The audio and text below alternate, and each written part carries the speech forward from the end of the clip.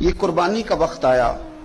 تو رسول پاک صلی اللہ علیہ وسلم نے فرمایا، حضرت ابن عباس حضور کے چچا زاد ہیں، وہ کہتے ہیں نبی پاک علیہ السلام نے فرمایا فاطمہ اپنی قربانی کے قریب آ جاؤ اور گواہ بن جاؤ۔